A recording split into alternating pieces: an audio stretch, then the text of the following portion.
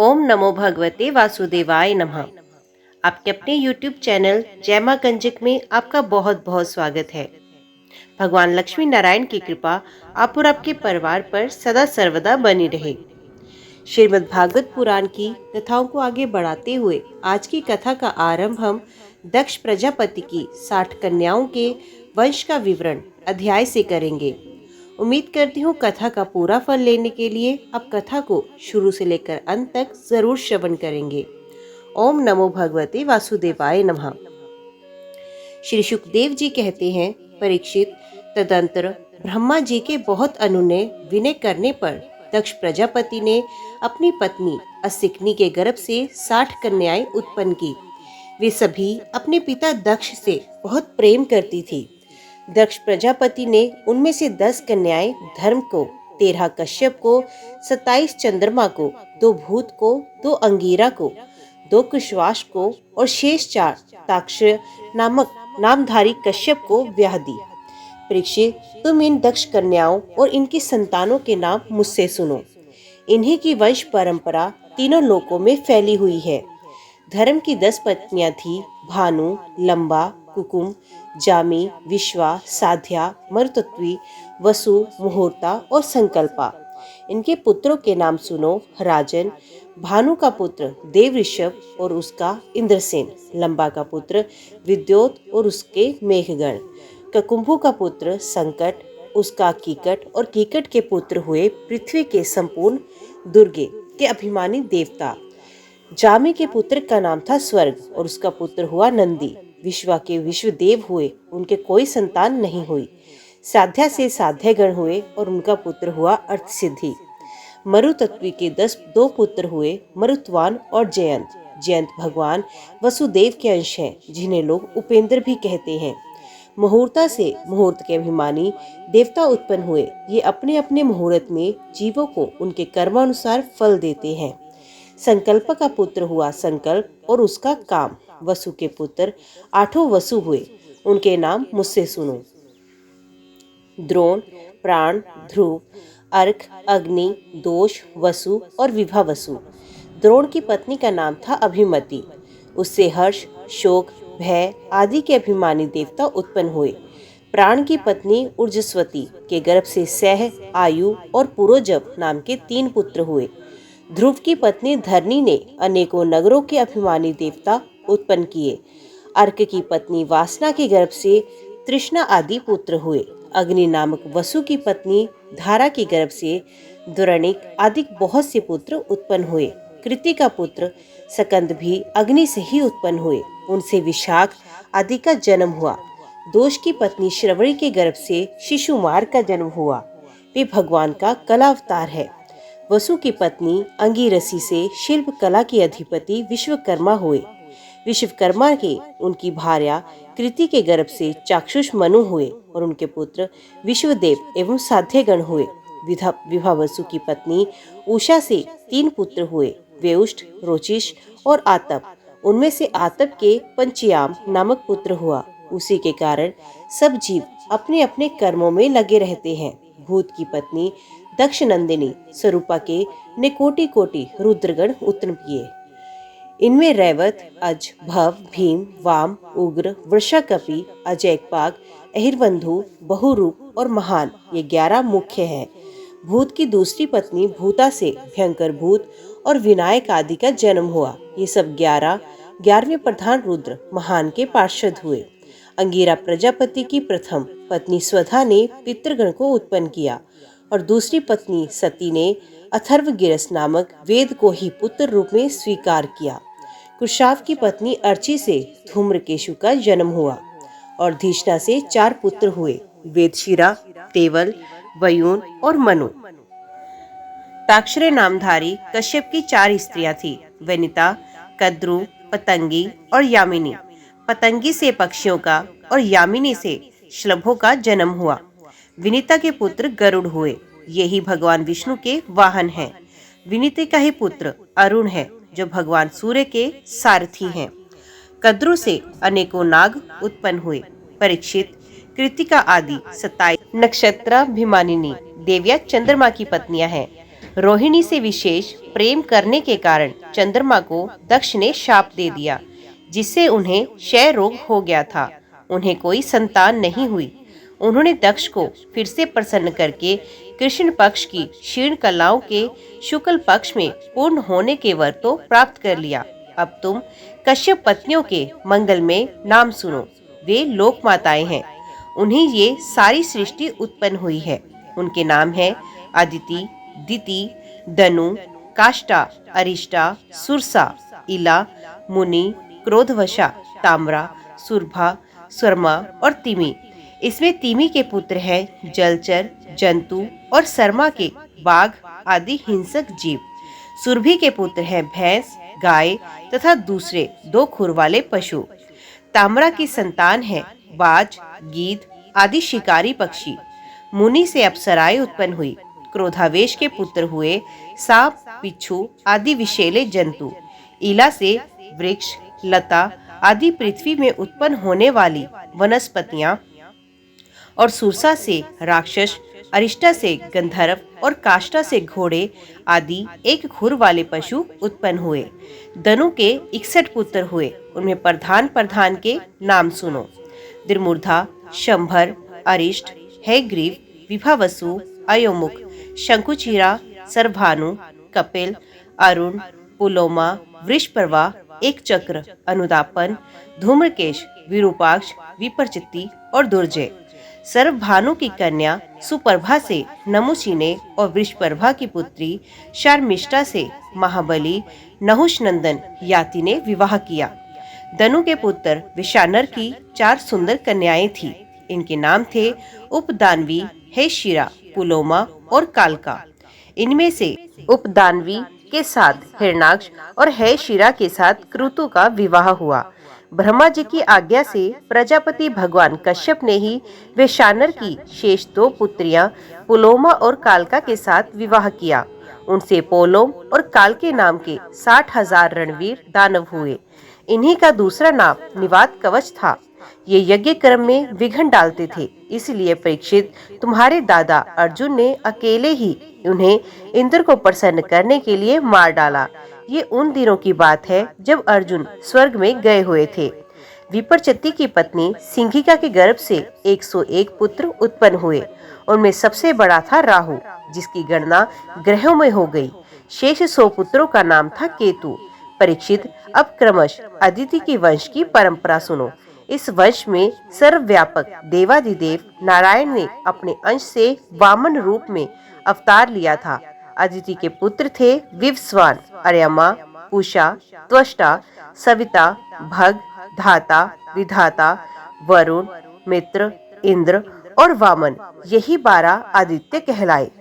विवस्वान की पत्नी महाभाग्यवती संज्ञा के गर्भ से शाददेव, मनु एवं यमी का जोड़ा पैदा हुआ।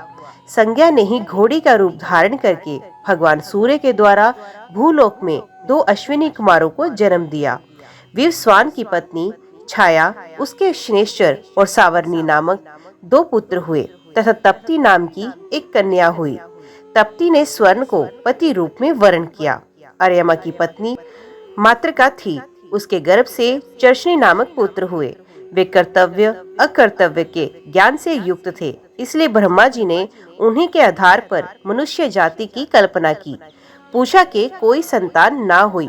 प्राचीन काल में जब शिवजी दक्ष पर क्रोधित हुए थे, तब पूषा दांत दिखाकर हंसने लगी थी, इसलिए वीरभद्र ने उनके दांत तोड़ दिए थे। तब से पूषा पिसा हुआ अन्न ही खाती थी। दैत्यों की छोटी बहन कुमारी रचना त्वष्टा की पत्नी थी। रचना के गर्भ से 2 पुत्र सन्निवेश और प्राकर विश्वरूप। इस प्रकार विश्वरूप यद्यपि शत्रु के भांजे थे, फिर भी जब देवगुरु बृहस्पति जी ने इंद्र से अपमानित होकर देवताओं का परित्याग कर दिया, तब देवताओं ने विश्वरूप को ही अपना पुरोहित बनाया था। राजा परीक्षित ने पूछा, भगवान, देवाचार्य बृहस्पति जी ने अपने प्रिय शिष्य देवताओं को किस कारण त्याग दिया था? देवताओं ने अपने गुरुदेव का ऐसा कौन सा अपराध किया? आप कृपा करके मुझे बतलाइए। श्री सुखदेव जी कहते हैं, राजन, इंद्र को त्रिलोकी का ऐश्वर्य पाकर घमंड हो गया था। इस घमंड के कारण वे धर्म मर्यादा का, सदाचार का उल्लंघन करने लगे थे। एक दिन की बात है कि भरी सभा में अपनी पत्नी शची के साथ ऊंचे सिंहासन पर बैठे थे 49 मृदगण, 8 वसु, 11 रुद्र, आदित्य रिभुगण, विश्वदेव, साध्यगण और दोनों अश्विनी कुमार उनकी सेवा में उपस्थित थे। सिद्ध, चारण, गंधर्व, ब्रह्मवादी, मुनिगण, विद्याधर, अप्सराएं, किन्नर, पक्षी और नाग उनकी सेवा और स्तुति कर रहे थे। सब और ललित स्वर से देवराज इंद्र की कीर्ति का गान हो रहा था। ऊपर की ओर चंद्रमंडल के समान सुंदर श्वेत छत्र शोभायमान था। चवर, पंखे आदि महारोजित सामग्रियां तथा स्थान सुसज्जित थे। इस दिव्य सम्मान में देवराज इंद्र बड़े ही सुशोभित हो रहे थे। इसी समय देवराज इंद्र और समस्त देवताओं के परम आचार्य बृहस्पति जी वहां आए। उन्हें सुर असुर सभी नमस्कार करते हैं। इंद्र ने देख लिया कि वे सभा में आए हैं, परंतु वे ना तो खड़े हुए और ना आसन आदि देकर गुरु का सत्कार ही किया। यहाँ तक कि वे अपने आसन से हिले डुले तक नहीं। त्रिकालदर्शी समर्थ बृहस्पति जी ने देखा कि ये ऐश्वर्यवत का दोष है। बस ये झटपट वहां से निकलकर चुपचाप अपने घर को चले गए। परीक्षित उसी समय देवराज इंद्र को चेत हुआ। वे समझ गए कि मैंने अपने गुरुदेव की अवहेलना की है। वे भरी सभा में स्वयं ही अपनी निंदा करने लगे। हाय हाय, बड़े खेद की बात है कि भरी सभा में मूर्खतावश मैंने ऐश्वर्य के नशे में चूर होकर अपने गुरुदेव का तिरस्कार कर दिया। सचमुच मेरा ये कर्म अत्यंत निंदनीय है। भला कौन विवेकी पुरुष इस स्वर्ग की राजलक्ष्मी को पाने की इच्छा करेगा।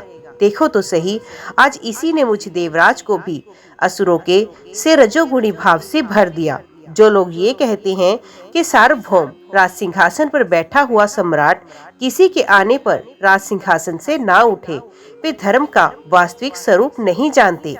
ऐसा उपदेश करने वाले कुमार की ओर ले जाने वाले हैं। वे स्वयं घोर नरक में गिरते हैं। उनकी बात पर जो लोग विश्वास करते हैं वे पत्थर की नाव की तरह डूब जाते हैं। मेरे गुरुदेव बृहस्पति जी ज्ञान के अथाह समुद्र हैं। मैंने बड़ी शठता की। अब मैं उनके चरणों में अपना माथा टेककर उन्हें मनाऊंगा। परीक्षित, देवराज इंद्र इस प्रकार सोच ही रहे थे कि भगवान बृहस्पति जी अपने घर से निकलकर योग बल से अंतर्ध्यान हो गए। देवराज इंद्र ने अपने गुरुदेव को बहुत ढूंढा और ढूंढवाया, परंतु उनका कहीं भी पता नहीं चला। तब वे गुरु के बिना अपने को सुरक्षित ना समझकर देवताओं के साथ अपनी बुद्धि के अनुसार स्वर्ग की रक्षा का उपाय सोचने लगे, परंतु वे कुछ भी सोच ना सके। उनका चित्त अशांत ही बना रहा। परीक्षित, दैत्यों को भी देवगुरु बृहस्पति और देवराज इंद्र की अनबन का पता लग गया। तब उन मदोमद और आतताई असुरों ने अपने गुरु शुक्राचार्य के आदेशानुसार देवताओं पर विजय पाने के लिए धावा बोल दिया। उन्होंने देवताओं पर इतने तीखे तीखे बाणों की वर्षा की कि उनके मस्तक, जंघा, बाहु आदि अंग कट कट कर गिरने लगे। तब इंद्र के साथ सभी देवता सर झुकाकर ब्रह्मा जी की शरण में गए। स्वयंभू एवं समर्थ ब्रह्मा जी ने देखा कि देवताओं की तो सच में बड़ी दुर्दशा हो रही है। अतः उनका हृदय अत्यंत करुणा से भर गया। वे देवताओं को धीरज बंधाते हुए कहने लगे, देवताओं, ये बड़े खेद की बात है। सचमुच तुम लोगों ने बहुत बुरा काम किया। हरे हरे, तुम लोगों ने ऐश्वर्य के मद से अंधे होकर ब्रह्मज्ञानी, वेदज्ञ एवं संयमी ब्राह्मण का सत्कार नहीं किया। देवताओं, तुम्हारी उस अनिति का ये फल है कि आज समृद्धिशाली होने पर भी तुम्हें अपने निर्बल शत्रुओं के सामने नीचा देखना पड़ा। देवराज, देखो, तुम्हारे शत्रु भी पहले अपने गुरुदेव शुक्राचार्य का तिरस्कार करने के कारण अत्यंत निर्बल हो गए थे, परंतु अब भक्ति भाव से उनकी आराधना करके वे फिर धन जन से संपन्न हो गए हैं। देवताओं, मुझे तो ऐसा मालूम पड़ रहा है कि शुक्राचार्य को अपना आराध्य देव मानने वाले ये दैत्य लोग कुछ दिनों में मेरा ब्रह्मलोक भी छीन लेंगे। भृगुवंशियों ने इन्हें अर्थशास्त्र की पूरी शिक्षा दे रखी है। ये जो कुछ करना चाहते हैं उसका भेद तुम लोगों को नहीं मिल पाता। उनकी सलाह बहुत गुप्त होती है। ऐसी स्थिति में वे स्वर्ग को तो समझते ही क्या है। वे चाहे जिस लोक को जीत सकते हैं। सच है, जो श्रेष्ठ मनुष्य ब्राह्मण, गोविंद और गोओं को अपना सर्वस्व मानते हैं और जिन पर उनकी कृपा रहती है, उनका कभी अमंगल नहीं होता। इसलिए अब तुम लोग शीघ्र ही त्वष्टा के पुत्र विश्वरूप के पास जाओ और उन्हीं की सेवा करो। वे सच्चे ब्राह्मण, तपस्वी और संयमी हैं। यदि तुम लोग उसके असुरों के प्रति प्रेम को क्षमा कर सकोगे और उनका करोगे तो वे तुम्हारा काम बना देंगे। श्री सुखदेव जी कहते हैं, परीक्षित, जब ब्रह्मा जी ने देवताओं से इस प्रकार कहा तब उनकी चिंता दूर हो गई। वे त्वष्टा के पुत्र विश्वरूप ऋषि के पास गए और उन्हें हृदय से लगाकर यो कहने लगे। देवताओं ने कहा, बेटा विश्वरूप, तुम्हारा कल्याण हो। हम तुम्हारे आश्रम पर अतिथि के रूप में आए हैं। हम एक प्रकार से तुम्हारे पितृ हैं, इसलिए तुम हम लोगों की समयोचित अभिलाषा पूर्ण करो। जिन्हें संतान हो गई हो, उन सत्पुत्रों का भी सबसे बड़ा धर्म यही है कि वे अपने पिता तथा अन्य गुरुजनों की सेवा करें। फिर जो ब्रह्मचारी हैं, उनके लिए तो कहना ही क्या। वत्स, आचार्य वेद की, पिता ब्रह्मा जी की, भाई इंद्र की और माता साक्षात पृथ्वी की मूर्ति होती है। इस प्रकार बहन दया की, अतिथि धर्म की, अभ्यागत अग्नि की और जगत के सभी प्राणी अपनी आत्मा की मूर्ति आत्म स्वरूप होते हैं।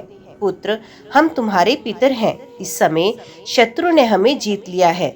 हम बड़े दुखी हो रहे हैं।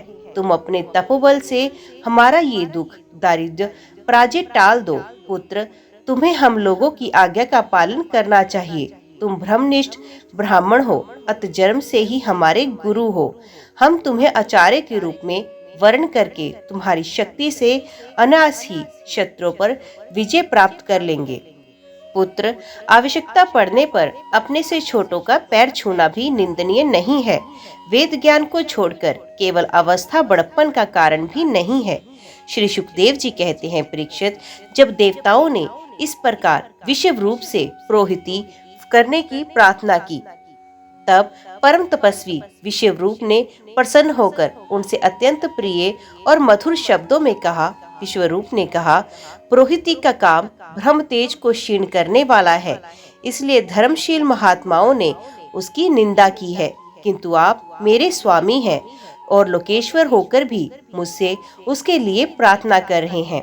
ऐसी स्थिति में मेरे जैसा व्यक्ति भला आप लोगों को कोरा जवाब कैसे दे सकता है। मैं तो आप लोगों का सेवक हूँ। आपकी आज्ञाओं का पालन करना ही मेरा स्वार्थ है। देवगण, हम अकिंचन हैं। खेती कट जाने पर अथवा अनाज की हाट उठ जाने पर उसमें से गिरे हुए कुछ दाने चुन लाते हैं और उसी से अपने देव कार्य तथा पितृ कार्य संपन्न कर लेते हैं। लोकपालो, इस प्रकार जब मेरी जीविका चल ही रही थी, तब मैं पुरोहिती की निंदनीय वृत्ति क्यों करूं? उससे तो केवल वे ही लोग प्रसन्न होते हैं जिनकी बुद्धि बिगड़ गई है। जो काम आप लोग मुझसे कराना चाहते हैं वे निंदनीय है। फिर भी मैं आपके काम से मुंह नहीं मोड़ सकता, क्योंकि आप लोगों की मांग ही कितनी है। इसलिए आप लोगों का मनोरथ मैं तन मन धन से पूरा करूंगा। श्री सुखदेव जी कहते हैं, परीक्षित, विश्वरूप बड़े तपस्वी थे। देवताओं से ऐसी प्रतिज्ञा करके उनके वर्ण करने पर वे बड़ी लगन के साथ उनकी पुरोहिती करने लग गए।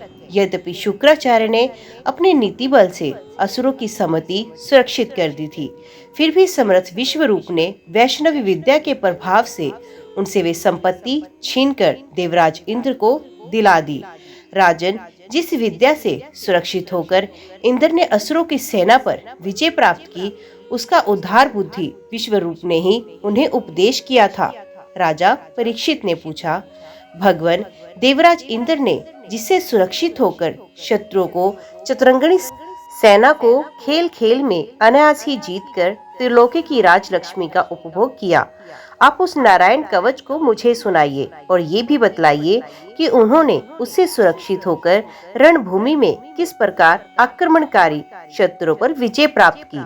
श्री सुखदेव जी कहते हैं, परीक्षित, जब देवताओं ने विश्वरूप को पुरोहित बना लिया, तब देवराज इंद्र के प्रश्न करने पर विश्वरूप ने उन्हें नारायण कवच का उपदेश दिया। तब तुम एकाग्रचित से उसका श्रवण करो। विश्वरूप ने कहा, देवराजेंद्र, भय का अवसर उपस्थित होने पर नारायण कवच धारण करके अपने शरीर की रक्षा कर लेनी चाहिए। उसकी विधि ये है कि पहले हाथ पैर धोकर आचमन करें, फिर हाथ में कुश की पवित्री धारण करके उत्तर मुंह बैठ जाएं। उसके बाद कवच धरण पर्यंत और कुछ न बोलने का निश्चय कर पवित्रता से ओम नमो नारायणाय और ओम नमो भगवते वासुदेवाय इन मंत्रों के द्वारा हृदय आदि अंगन्यास तथा अंगनुष्ठादि कर न्यास करें। पहले ओम नमो नारायणाय इस अष्टाक्षर मंत्र के ओंकार आदि 8 अक्षरों का क्रमश पैरों, घुटनों, जांघों, पेट, हृदय, वक्षस्थल, मुख और सर में न्यास करें अथवा पूर्वोक्त मंत्र के मकार से लेकर ओंकार पर्यंत 8 अक्षरों का सर से आरंभ करके उन्हीं 8 अंगों में विपरीत क्रम से न्यास करें। तदंतर ओम नमो भगवते वासुदेवाय इस द्वादश अक्षर मंत्र के ओंकार आदि 12 अक्षरों का दाईं तर्जनी से बाईं तर्जनी तक दोनों हाथ की 8 उंगलियों और दोनों अंगूठों की 2-2 गांठों में न्यास करें। फिर ओम वैष्णवे नमः इस मंत्र के पहले अक्षर ओंकार का हृदय में, वी का भ्रमरंध्र में, श का भौहों के बीच में, ण का चोटी में, वे का दोनों नेत्रों में और न का शरीर की सब गांठों में न्यास करें। तदंतर ओम अस्त्राय फट कहकर दिग्ध करें। इस प्रकार न्यास करने से इस विधि को जानने वाला पुरुष मंत्र स्वरूप हो जाता है। इसके बाद समग्र ऐश्वर्य, धर्म, यश, लक्ष्मी, ज्ञान और वैराग्य से परिपूर्ण इष्ट देव भगवान का ध्यान करें और अपने को भी तद्रूप ही चिंतन करें। तत्पश्चात विद्या, तेज और तप स्वरूप इस कवच का पाठ करें। भगवान श्री हरि गरुड़ जी की पीठ पर अपने चरण कमल रखे हुए हैं। अणिमादि 8 सिद्धियां उनकी सेवा कर रही हैं। 8 हाथों में शंख, चक्र, ढाल, तलवार, गदा, बाण, धनुष और पाश धारण किए हुए हैं। वे ही ओंकार स्वरूप प्रभु सब प्रकार से, सब ओर से मेरी रक्षा करे।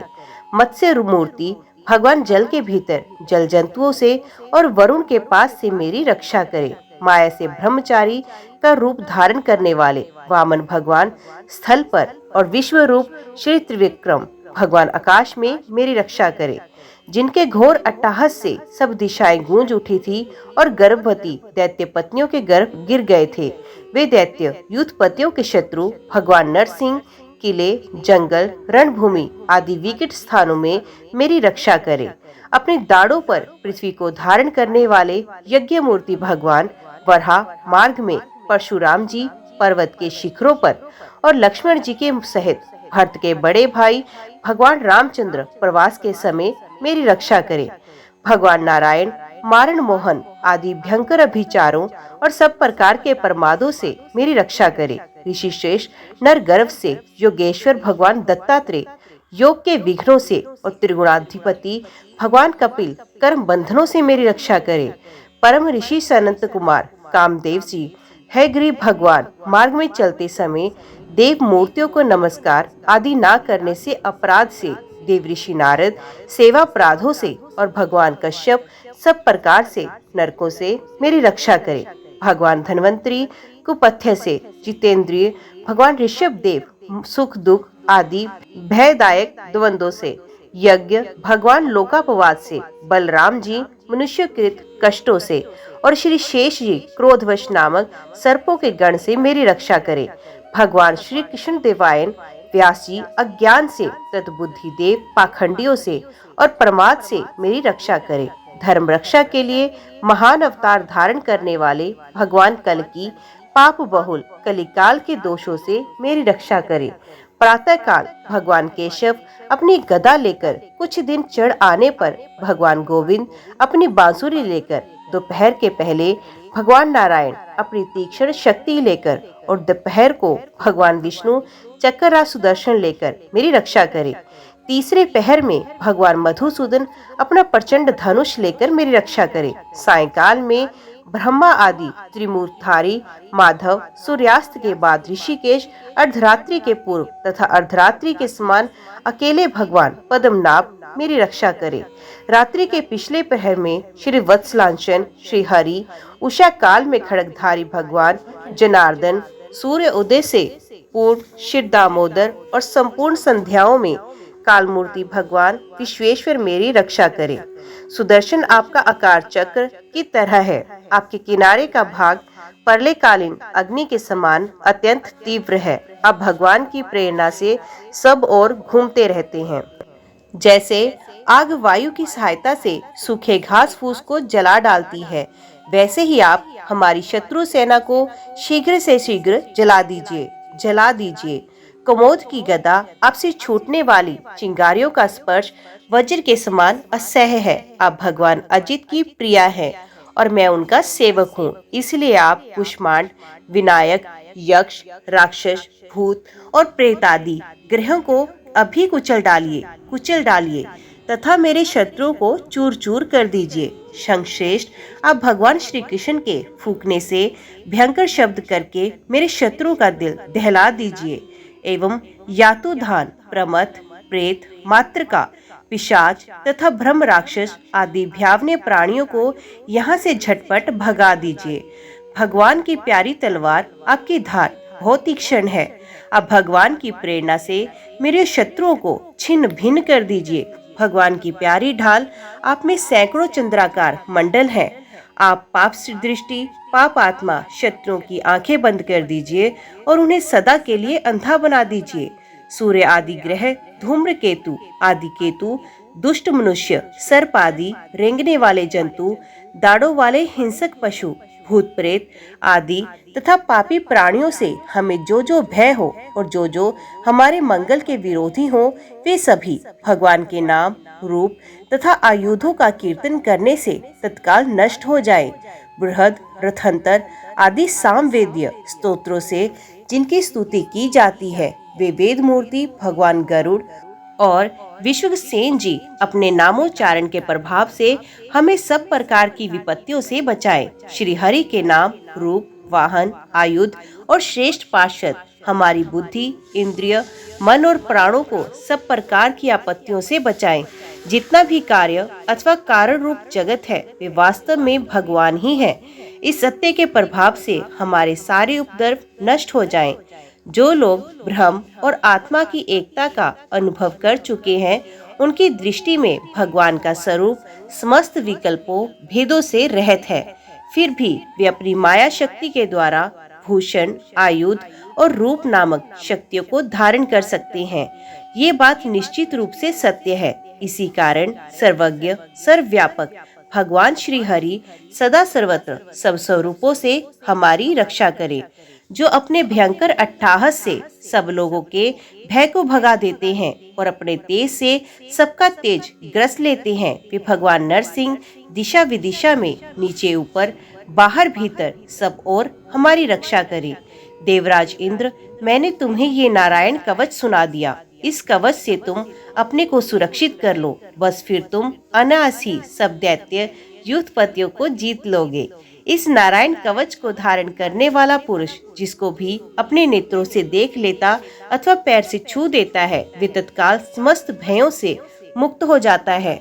जो इस वैष्णवी विद्या को धारण करता है, उसे राजा, डाकू, प्रेत, पिशाच आदि और बाघ आदि हिंसक जीवों से कभी किसी प्रकार का भय नहीं होता।